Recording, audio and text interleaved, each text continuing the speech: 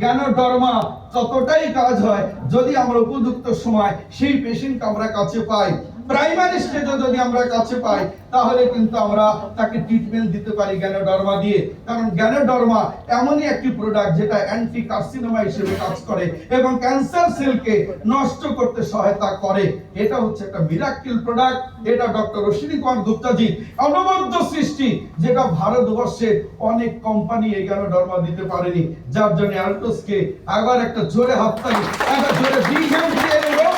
এই প্রোডাক্টটি একটি করে দিলে দুবার খেতে হবে, একটি সকালে একটি রাতে, অবশ্যই খাওয়ার পরে খাবেন। জ্ঞানোডর্মা খেলে কিন্তু আপনাকে জল বেশি করে খেতে হবে। জল কম খেলে আপনার একটু অ্যাসিডিটি প্রবলেম আসতে পারে, জল বেশি খেলে আপনার অ্যাসিডিটি প্রবলেম থাকবে না। যে কোনো আয়ুর্বেদিক প্রোডাক্ট যখনই খাবেন তখন কিন্তু আপনাকে জল অবশ্যই একটু বেশি খেতে হবে। অনেকেই দেখবেন আপনাদের কমপ্লেন দেবে, স্যার আমি কিন্তু একটু অ্যাসিড হচ্ছে, তখনই বুঝবেন তার জল কম খাচ্ছে। জল বেশি করে খেলে দেখবেন আপনার প্রবলেম সলভ হয়ে যাবে। জয় হিন্দ, জয় অ্যালটোস। কেমন লাগলো প্রোডাক্ট?